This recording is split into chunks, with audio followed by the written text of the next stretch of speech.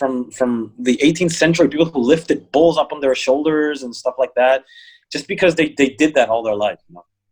And that brought me to the whole idea of non-specific strength, because when you are a human, you're not designed to lift barbells. Barbells are really easy and symmetrical and fun and easy to grab. And like, you know, this sack that I lifted above my head, you know, it weighed 60 kilo.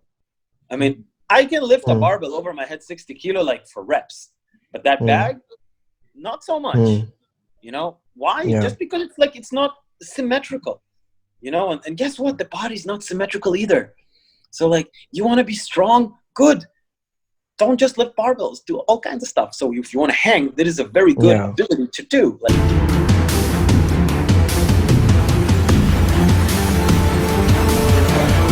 welcome to the Better Man Podcast with Ivan and Sumedh.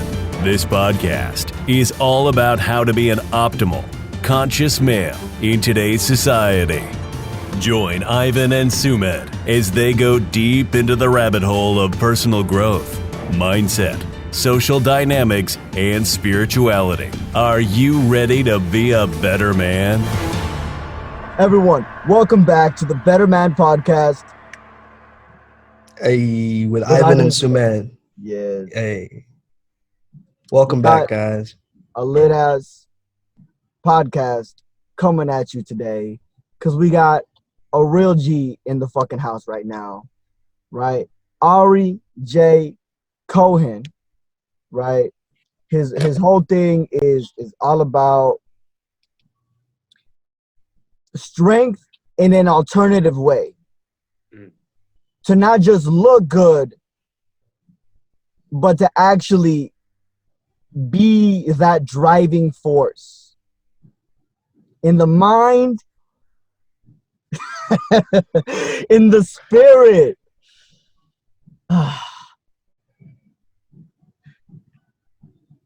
Ari, thank you for coming along.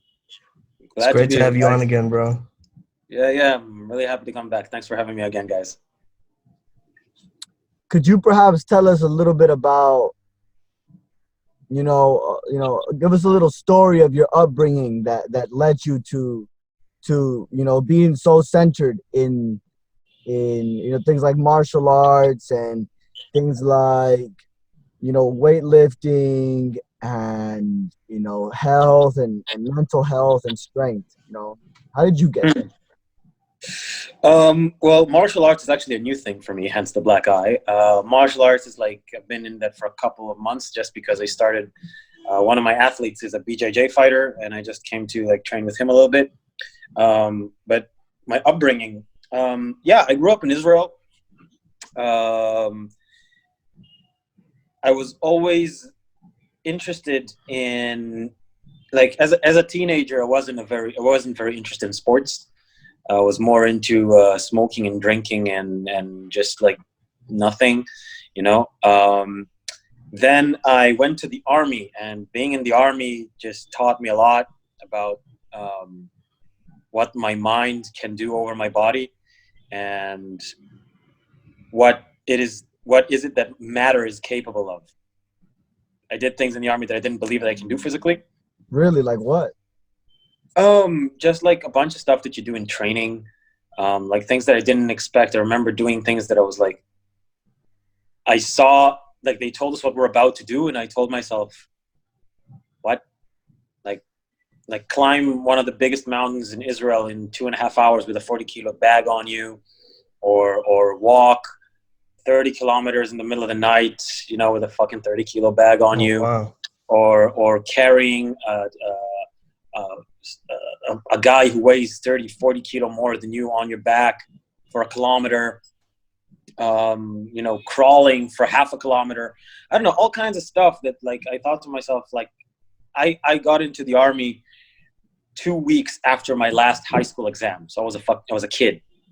Right. I got in there and I had this kid mentality, and in 3 years, like, completely shifted. I don't think I was completely mature in the army, but it did bring me into this level. And then when I got out of the army, I got out, I weighed 64 kilos. So I'm 1 meter 80 centimeters. So it's about 6 foot, a bit less, 5'11". So I was 64 kilos, which is very thin. And I wanted to go to train because I wanted to get like a better body. And it was very fast that I realized that there is more to training than just having a better body. Like, I was interested in the aesthetics part, but I was like 6 months into training, I was already interested in like also the functional part. So there's a lot more to training than just looking good, and I started like, what is the whole point of going to the gym and lifting weights, for example, if you can't do anything outside of the gym? So that's where I got into like more and more into performance and more into strength. And looking back at it, if I look at a pattern that I had all my life, actually since I got out of the army really, and up until now, which is 10 years, the pattern that I had is flushing out every weakness that I have in my body. Not only physically, but mentally as well, to every dependence, every weakness, because in the end, you want to be able to be independent in a world, because the only way that you can be interdependent in a world is if you are independent. So I want to get to that point that I'm that I'm self-sustainable, everything, mind, body, soul. And that's where I got into strength training and athletics, to be able to bring my body to a point that I can do anything that I want, and I don't need to count on anyone that I do, to do it for me. And also for longevity, because this is what will keep you young, keeping your joints healthy, keeping your muscles strong, keeping your ligaments bearing.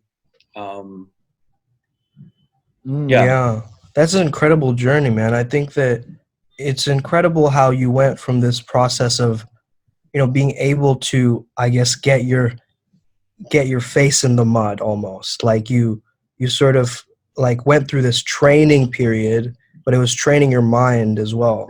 And I think like words like resilience, mental toughness, discipline, all of these come up for me. So my question to you is, what is your approach in terms of frequency versus intensity when it comes down to going to the gym? Because we might have a different opinion about this, but sometimes I find myself like, if I'm pushing too hard, like I'll burn myself out or I'll get an injury. But if I'm continuously chiseling away, or like going each day or doing something for my body each day, then it's sort of building up this maintenance. So what is your opinion on that? So when you're saying intensity versus frequency, I think these two terms have an inverse correlation to them. Okay. The more something is intense, the less frequent it should be. Does it make sense? So for example, if you're training strength, you cannot do a very taxing workout every day. So if you go and you max out on deadlifts, for example, you go and you max out, you go and you do a max power day, and you max out, you go and you do your 1 rep max, and then you go and you do some supplemental work, and then you do some auxiliary work. You're going to be very tired after the workout. Even if you don't have muscle soreness, the nervous system is taxed, the ligaments are taxed, the joints are taxed. It's going to take at least 72 hours to be able to do another heavy training. If you are doing something before, you're probably overtaxing. It doesn't mean you cannot do anything, right? So in those 72-hour periods, you can do other things that are not as taxing or that are working on different systems. For example, long cardio or active recovery. There are a lot of things that you can do within that time frame, but there's always this regulation of knowing you can even look at it within a training session itself. If you're doing a set and the set is very, very intense, you will need more time to recover. You can do a very, very intense set, rest 1 second, and do another very, very intense set. It just doesn't make sense. So the more something is intense, the less frequent it should be. And that's fractal. So how do you do it then? So is like your sort of style of training yourself, is it sort of in between the intensity? Because I asked because you've made some posts that say things like, lift heavy, lift fast if you want to stay young. Yeah. Yes. My question was, for you, is it where do you lie in the scale of like amount of times that you work out and the amount of intensity that it is? So, like I said, I try to have an intense training every 72 hours. Now, okay, so two things to bear in mind. One thing is that I've been doing this for 10 years. Mm-hmm. So what I do is not necessarily what everybody should do. That is one thing. Because if you are training for a year and you go into the load of training that I do for myself, or one of my professional athletes do for themselves, it's probably not going to be good for you.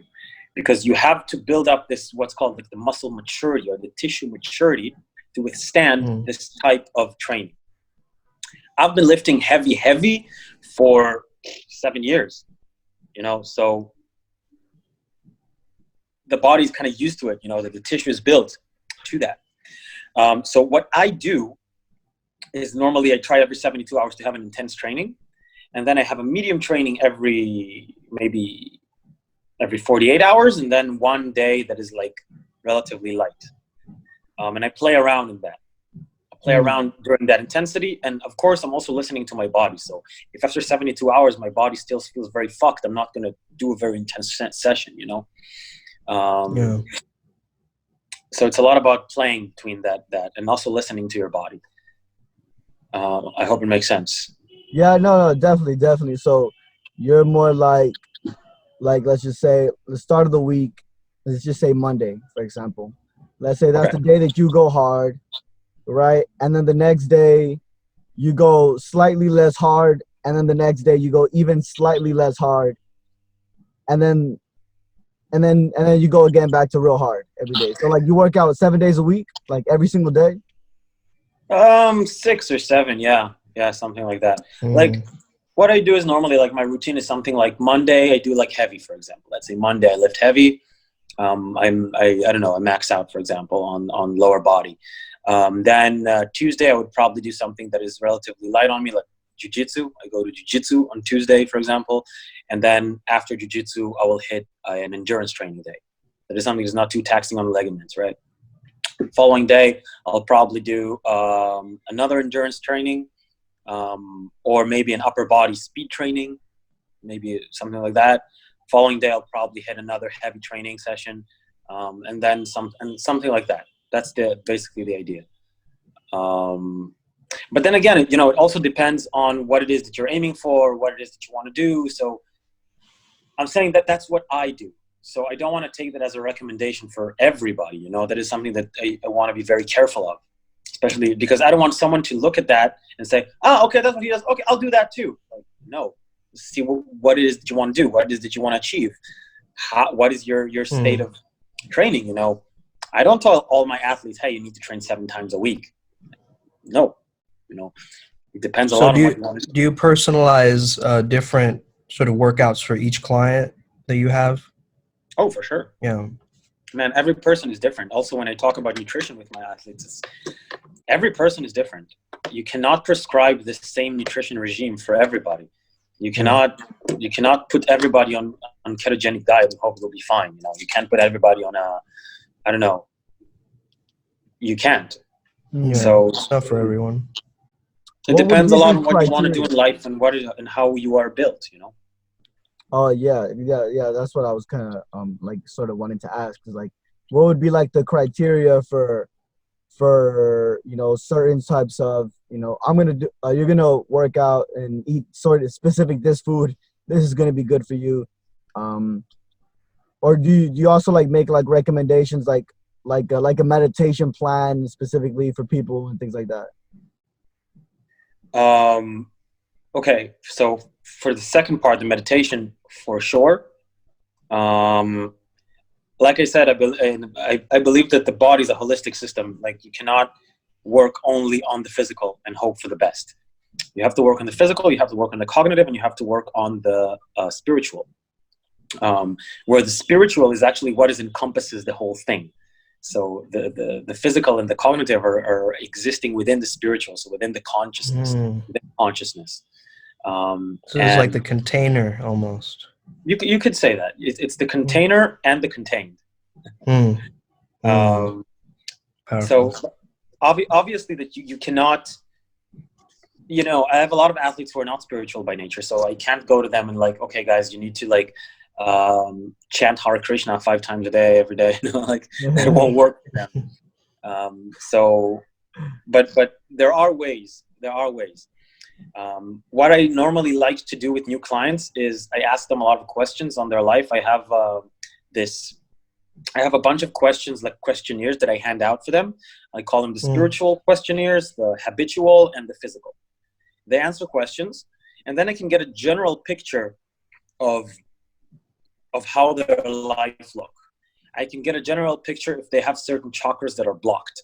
I can understand if some person has like self-esteem issues. Yeah, maybe it's something with the root chakra. Like I don't know, but I will give them exercises for that area, like breathing or something like that to kind of like supplement their work. And the habitual, the habitual, is that like the cognitive stuff? Is that based on the mind? Could be. Like habitual is more like to see how they live their life. So their reality. How do you sleep? How do you perceive yourself? What do you think sleep is? How do you rest? Are you a stressed kind of person? These are things that you have to bear in mind when you're coaching someone. Like sedentary lifestyle and stuff like that too. Yeah. Well, for sure. Like, look, if I have an athlete that wants to get better, I have to put him on a very taxing training regime. If I ask him nothing about his sleep habits, I'm being irresponsible. Like if that guy, if I put him on a 5-day West Side barbell max power output strength program, for example, and that guy sleeps 2 hours a night, like he will get injured. He will get injured, and then I'm not doing my job because I'm hindering him from doing his sport. Not everybody's like Michael Jordan, who slept 3 hours a night and managed to like do like amazing games. It's something that has to come in mind. You mentioned about joints and like building joint strength. Like all the way in the beginning, right? I thought it was like a really good question, like sort of popped into my head. And I didn't want to stop you in that moment, right? Because it was going down deep into the rabbit hole of. That's our intro. And how can somebody build, joint strength? Because I know so many people, struggle with like arthritis and things like that up into the future. Yeah. Okay, so joints is it's an interesting one because in order to understand joints, let's talk about the difference between flexibility and mobility for a second. So flexibility is, because a lot of people think that, first of all, that flexibility and mobility is the same thing, right? Where it is not. Let's say that flexibility is a function of the body. So a function of the physical, a function of the hardware, as you want to see it. Because basically, it's not really, but just to make it more approachable and understandable for most people. So flexibility is the body's ability to stretch against an external load. So passively stretched, right? So if you look at the picture here, like maybe someone is listening, I don't know, but like if you look at my video, so if this is my arm, my hand, and I push my palm back, this is my passive range of motion, also known as flexibility. So I'm flexible up until here, right? I cannot bring my hand over there without pushing it. So my active range of motion is smaller. And this is the difference between flexibility and mobility. So you can say that mobility is flexibility plus strength. So the areas that you can bring the joint to with a certain level of control, this is mobility. Does it make sense? Mm-hmm. I'm thinking of like lean hybrid yoga or something, like how you would have like powerlifting as well as being able to maintain a flexible movement. Well, or like a fluid movement. It's a lot like that, because what happens, especially when you lift weights, is that you bring, if we take, for example, the shoulder joint, which is the most mobile joint in the body, when people try to do overhead presses, for example, if they don't have the shoulder mobility to bring their shoulder overhead without a barbell or without a dumbbell, they don't have the mobility to do it with a dumbbell. But what they do is they push through that motion, managing to bring the joint up to a point where the dumbbell is overhead. But then what happens is two things. First of all, there's a compensation pattern, meaning that other muscles or other areas of the body will compensate for the improper joint movement. And the second thing is, because the joint is not used to be in that range, you're more susceptible to injury. So let me explain that for a second. Let's go one step back when we're talking about mobility and talk about a dumb joint versus a smart joint. It's a nice analogy. All right. Let's compare a joint to a human being. Let's, for the sake of argument, say that a dumb human being is a person who knows little, and a smart human being is a person who knows a lot. So a joint's knowledge capacity is basically how mobile the joint is. So how much can you move your joint within your posture, right? Like how can you bring your shoulder? How much can you flex your shoulder? How much can you extend your shoulder back? These are the things. And a really good example would be, if you look at let's take another example. If you look at your ankle joint, it's a really good example. If you try to stretch your ankle in front of you and then try to just rotate your foot as much as you can, you will notice that there are certain areas where the joint flinches. So it doesn't move as smoothly. And these are areas where you do not have mobility. These are areas where your joint is a bit dumb.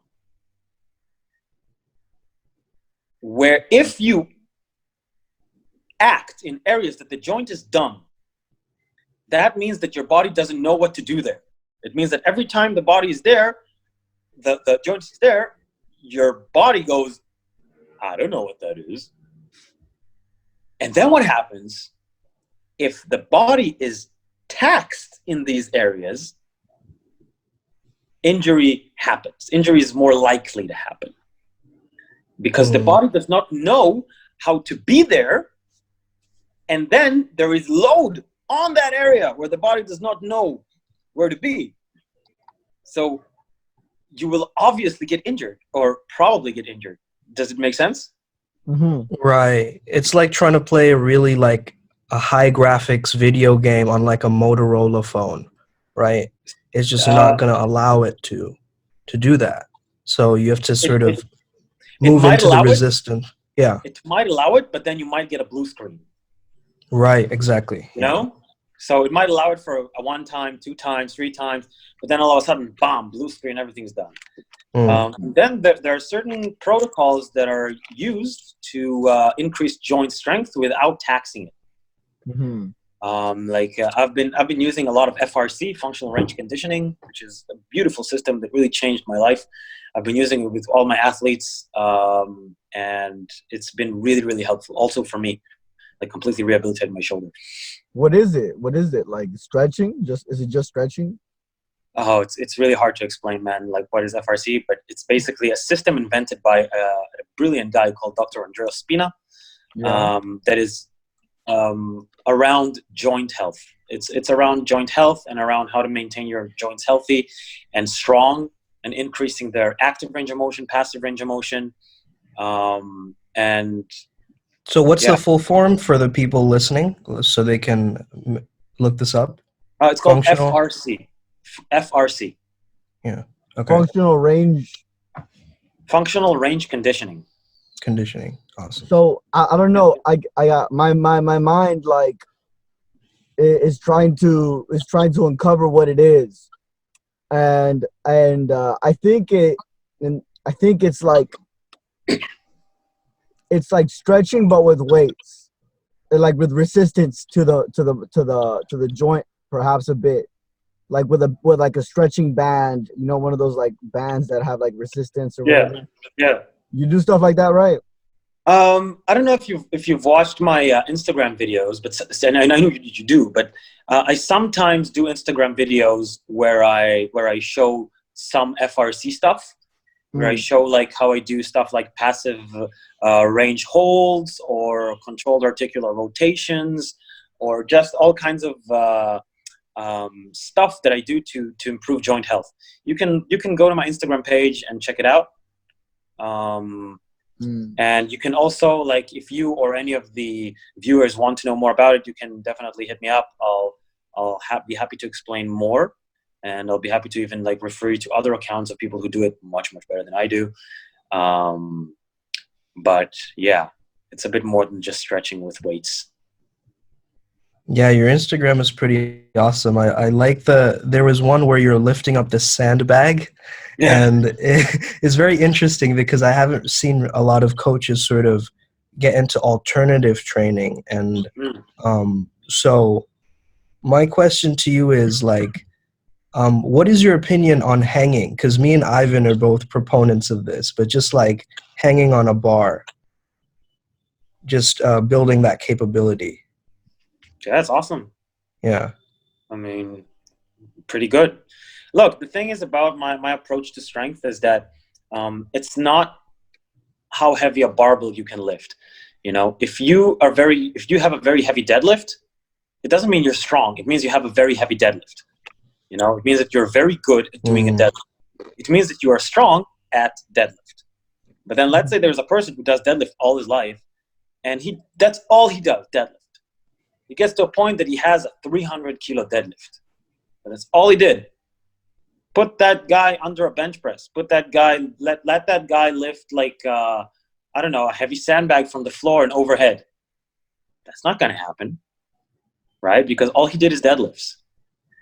And put that guy out in the wilderness and tell him to go and carry wood. He won't be able to carry a lot of heavy wood, like maybe more than a normal person, but not something extraordinary, because all he did is deadlifts. So my approach to training, and that is to answer your approach to your question about hanging.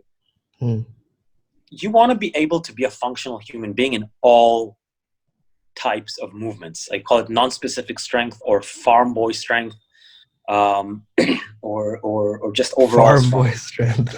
Yeah. Man, because if you look at those fucking farm boys, man, those guys who like worked at a farm all day lifting. Like, oh yeah, I get what you. They're like insanely strong, strong.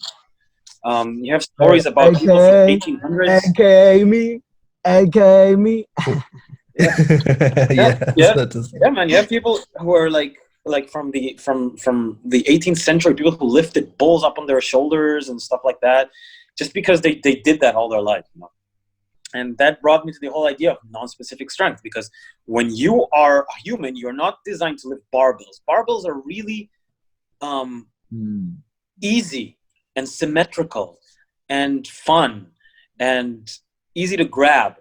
And like, you know, this sack that I lifted above my head, you know, it weighed 60 kilo.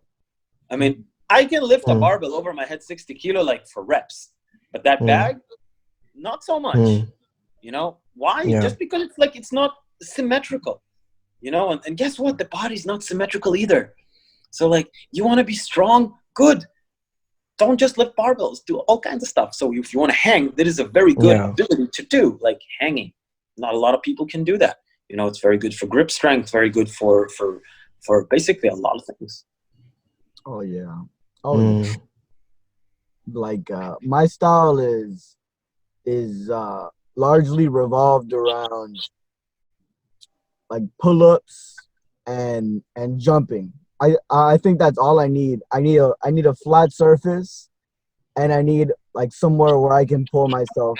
There's so many amazing workouts. Like you work out your whole abs, you work out your whole arms, back, your grips. That's a very good point as well.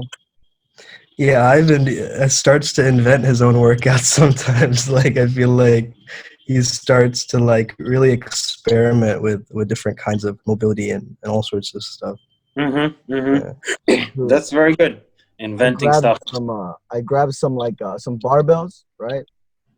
I mean some dumbbells. I mean, and like you know how people will do like rope cardio, Yeah. right?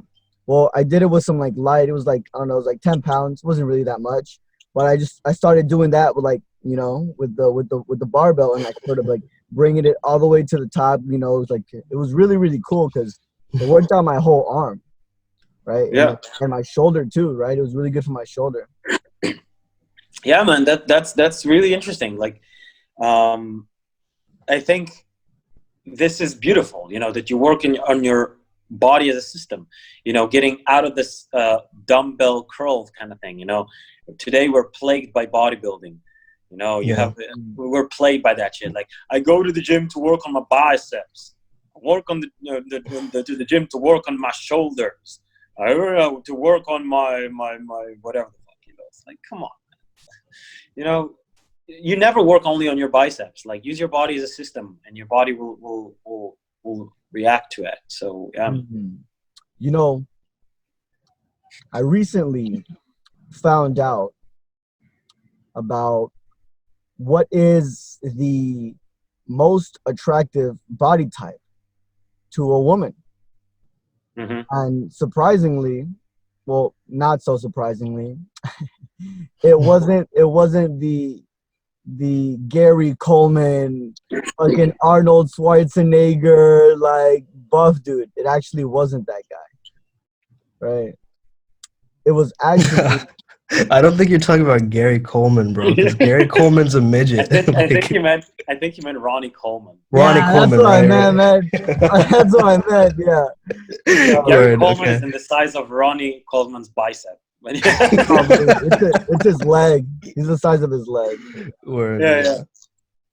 And basically, it's actually like dudes with like a little bit of fat on, but like with visible muscle. Right? That is like the world's most attractive body.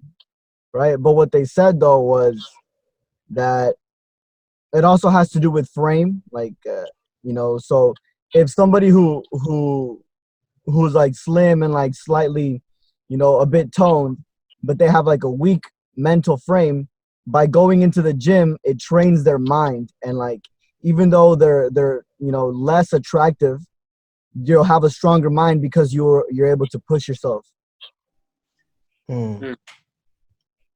Man, I personally love to be not one of the biggest guys in the gym, but I'm always one of the strongest ones at the gym.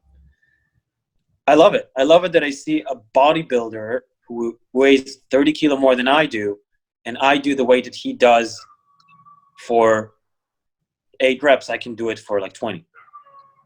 You know, and I like that, you know. It helps. It I don't know.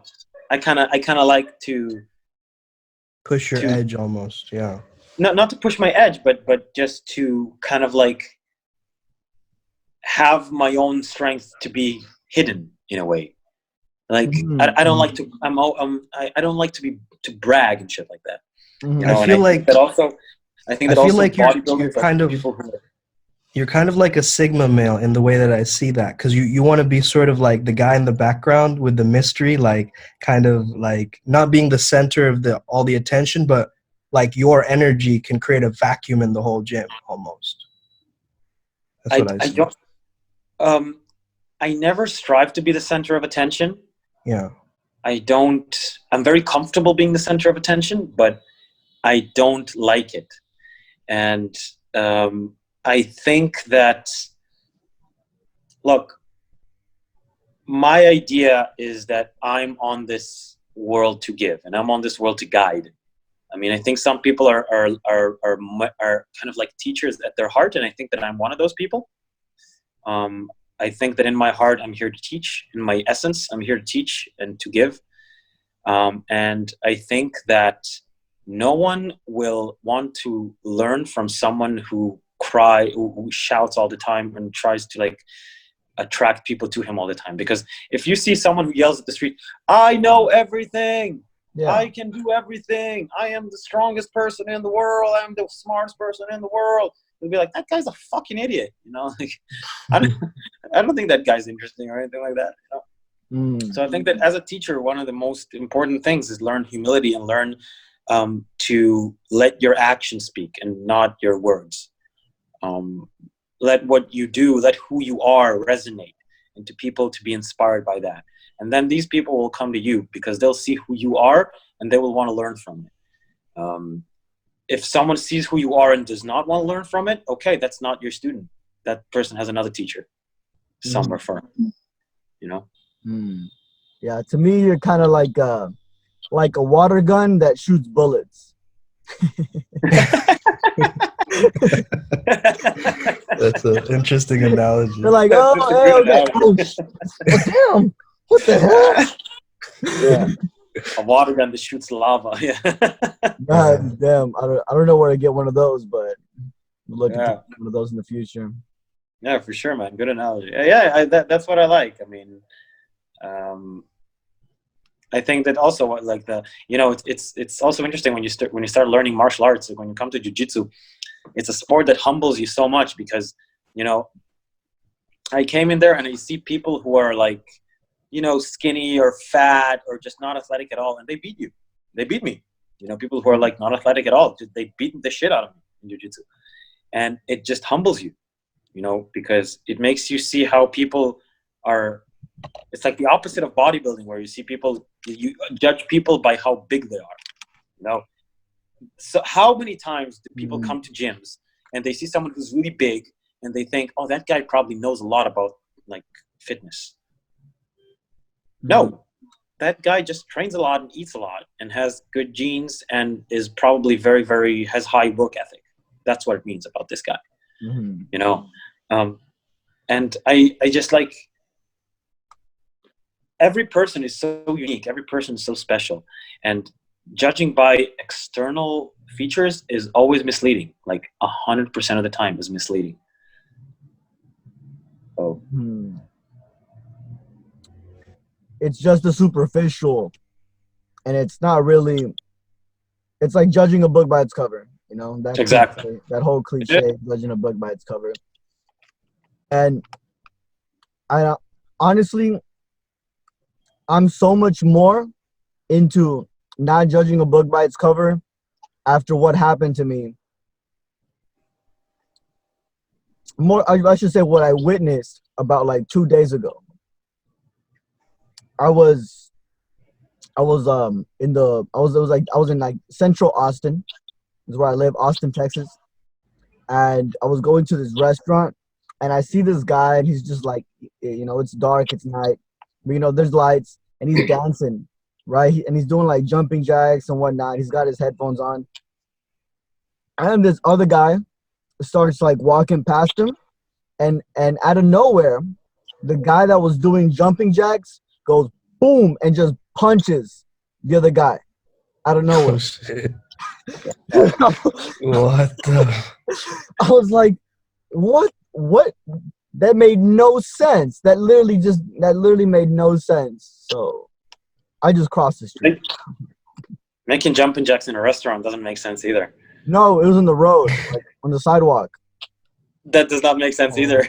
Unless you're carrying like a sign for the restauant. It's like, come here. Yeah. Austin, Texas, weird place, I guess. I don't know. Yeah, for sure. There's some weird homeless people out here, for sure. Yeah, but I heard it's a cool place, Austin. I heard it doesn't like it's not Texas. Like it's very similar. It's not very similar. That's what I've heard. Yeah, honestly, you'd like it. There's just like vegan restaurant after vegan restaurant, I wouldn't like it. plant-based smoothies. Oh yeah, you don't like. I wouldn't like it. Oh, you know what? But you like Texas. You like meat, right? You like Texas Roadhouse. You like Texas Landing Cattle over here, then.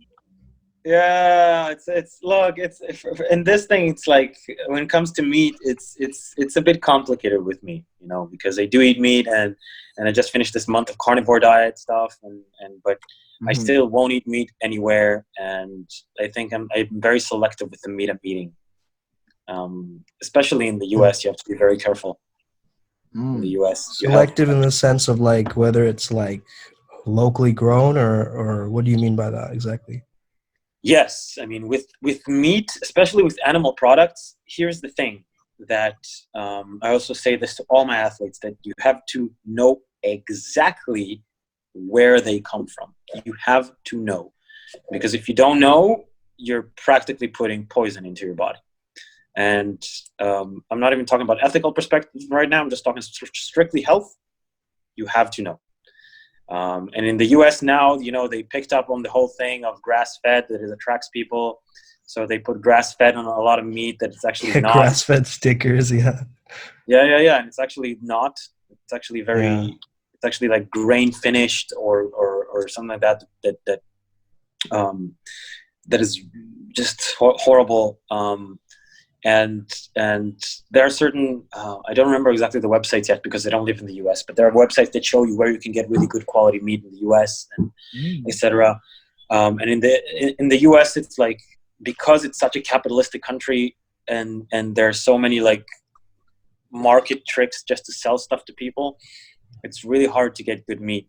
And it's not hard. I mean, you can, but it's just very tricky. You have to really be on your game and know exactly where you're buying your meat and where is it coming from, and in order to get good meat or eggs or cheese. Yeah. Could you talk to us more about your carnivore diet? I think people would be very interested to know, because the movement now is like, is like more like vegans, and you don't really hear people say, "Oh yeah, I'm going all meat." Yeah. That's exactly one of the reasons why I did it, because I just wanted to see what it feels like. Because a lot of people talked about it. I like to test things on myself. And I've always been like a person who likes to go against the current. Look, what exactly do you want to know? My experience or? I do want to know about your experience. Okay. But I also want to know about, is it beneficial, and who would it be beneficial for? Okay. So let's talk about, first of all, I'll share my experience. So I lost 7 kilo. I got super ripped. I was energetic all the time, literally all the time. I was lifting heavy. I tied, if not broke, all my PRs. I had psoriasis that was gone, and now that I'm back to eating plants, it's back. What is that? Is that like a rash? Psoriasis, it's this autoimmune disease. Like you have, like, if you see here, like a little bit of cold, like these kind of cold sores on my elbows. I don't know. Like, anyway, psoriasis. Yeah. Okay. Psoriasis. Yeah. So when I was on the carnivore diet, it was just gone. Damn. That was my experience, and overall, I really enjoyed it. And I think it is something that I would love to do in general, if it was financial for me. The reason it was not financial, and that brings me to the next argument of if you're doing that, you have to make sure that you bring good meat and good sources of protein. Because so what I did is I went to a butcher that I know that brings wild game, and I bought from him like 10 kilos of wild game, and that's all the meat I ate, wild game.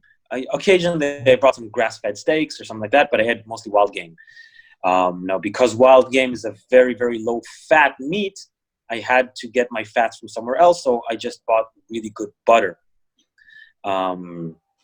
So I bought like really good grass-fed, free-range butter, and I was eating a lot of stuff just with butter as well. So meat and butter and some good eggs. And of course, bone broth is something that is very important to do when doing a carnivore diet. Just because when you're eating mostly muscle meat, you don't have a lot of glycine, which is a good amino acid that you need. So I added a lot of bone broth and some organ meat to add that amino acid as well. What does that amino acid do? Well, it's just one of the essential amino acids that you need in your body. What exactly it does in the body? A lot of stuff. But yeah. So yeah, in general, who is it for? I would say, I think that most people should try it. If you really want to lose weight, it's a really good way. You will get ripped for sure. If you have autoimmune diseases, you should try it. If you have allergies, you should try it. And in general, I think everybody should try it. However, I would just recommend, first of all, there are no studies made on it, and no one knows what happens if you sustain it for long. Right now, there are not a lot of case studies on it of people who tried it for long. So I don't know whether it's beneficial or not for the long term. Are you fasting as well as you're doing this? Yes. Or no? You are? Okay. Yeah, it's very. I feel it's very important to fast when doing it, because one of the things that eating a lot of meat does is that it inhibits it. There's a certain slow digestion, right? It's just like a slow digestion process. Not necessarily.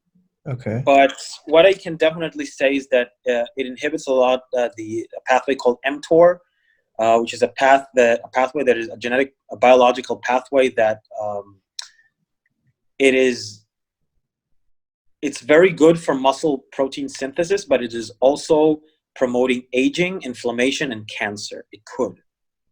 So one thing that helps regulate that is cell autophagy.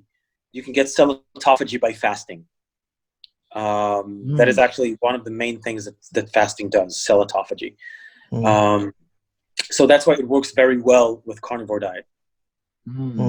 So talk to me a little bit about your opinions on soy, because I know that some people say it has like traces of estrogen or something like that. Is that like some kind of a myth, or what do you feel like somebody who is, let's say there's a lot of BPAs and like a lot of plastic products that, people warm up food in plastics and stuff like that really messes with like the aromatase inhibitors in the body and stuff. So my question to you is, like, somebody who's, let's say somebody dealing with like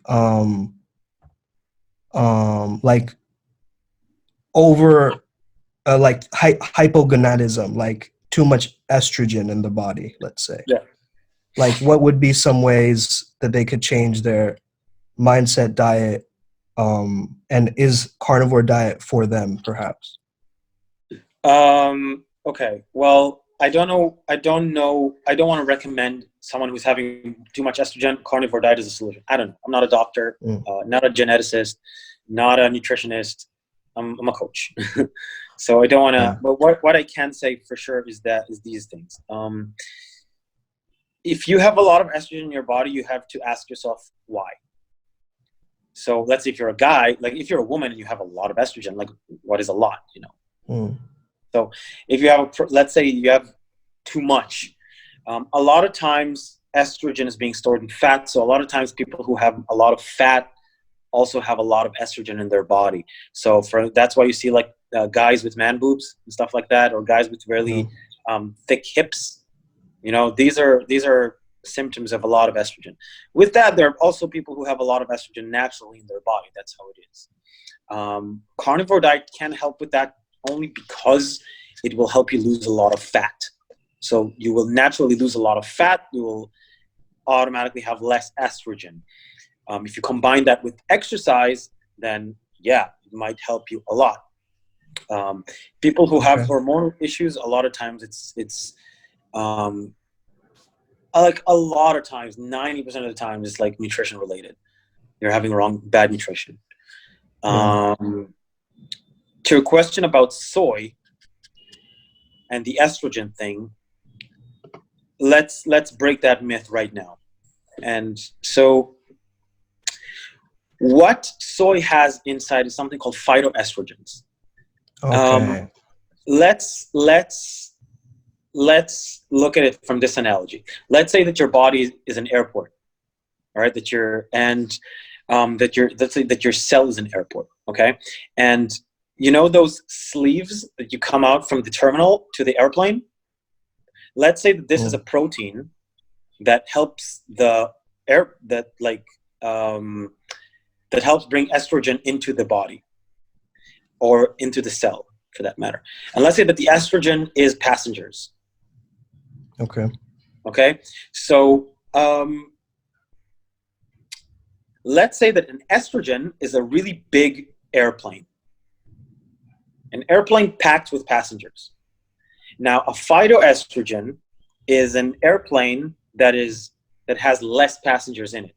It's a smaller airplane, but it still occupies one of those sleeves when it connects. So a bigger airplane cannot attach to it. So then what happens when a phytoestrogen is in the body is that it doesn't allow estrogen to go into the cell, and then there's a lot of estrogen running around free around without the ability to connect to the airplane. So what soy does is, like, if you have a lot of phytoestrogen, you will not be able to like get estrogen into your body. Now, that is not necessarily a problem. Right. Okay, that is a problem for, like, I know a lot of women, for example, who they eat one time soy, one time they eat 200 grams of tofu, and they don't have a period for a week. You know, but then again, I know also women who eat a kilo of tofu a week and nothing happens to them.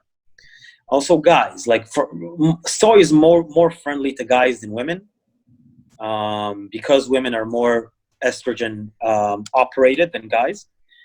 But again, it really is individually related. So all I'm saying is, when you're eating soy, feel into your body. If you eat soy and nothing happens to you, yeah, you're good. You can eat soy.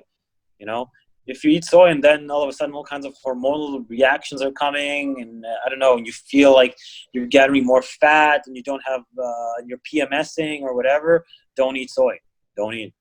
But overall, there's health-wise, just like look into it. It's not bad for everybody. It's not good for everybody. Sustainable-wise, it's already a problem, because soy is one of the most unsustainable crops in the world. And it's like Really? Oh, talking. so soybean, yeah. It takes a lot of water. It's really hard to grow, and because and like, honestly, we don't need any more reasons on this planet to grow soy. It's already being grown for so many reasons. You know, just for soybean oil and all of the oils that now people like to use in the industry, and the leftover from the soybean oil industry is being used to make soy cakes to feed cows, who suffer from that as well, and because it's not healthy for them. And there's also like a whole vegan like meat industry that also grows soy. It's not a big part of the soy growth, like something like 3%, I think, the whole fake meat industry. But you know, the vegan market grows, and then this is going to grow as well. So the demand for soy is going to go up. The whole thing with the Amazon burning and the clearing of the forest to make more room for cattle farming, well, it's mostly for corn and soy plantations. This is just for stuff like fake meat and oils and just like shit food, industrialized food, and yeah. So soy is just one of the most unsustainable things you can buy. So I would recommend to buy it just in the sense of sustainability. You know. Okay. That's a good note. We're coming to the closing. We're running out of time. Yeah. Is there anything else that you would like to say to the wonderful audience that has been blessed by your words? Well, I would say that one nice tip, or I would say, like, guys always think that there's a zombie apocalypse coming soon, and Like that. the reason I'm saying this is because think about your body. Today we live in a world where you don't need to really be fit and strong in order to survive. You don't need to. I was just today at a sauna with my friend and we were talking about this, like, on how everybody, like, most people are just non-athletic and don't care about their body, in a sense, to train and to eat well, and people are just going to sedentariness all the time, like sitting in the office, laying in the couch, watching TV, reading a book, eating whatever comes at the supermarket, not taking care of what's coming into their body, not taking care of how energy comes out of their body. And if push comes to shove, every day could be a zombie apocalypse. Every day a solar flare could come from the sun. I don't know, some weird ass virus can come and destroy the entire population. I don't know. And then, like, if you don't have this security of society, you're basically fucked. Be ready for anything. Take care of your body. And even if you will have this safety of society, take care of the people around you by being healthy.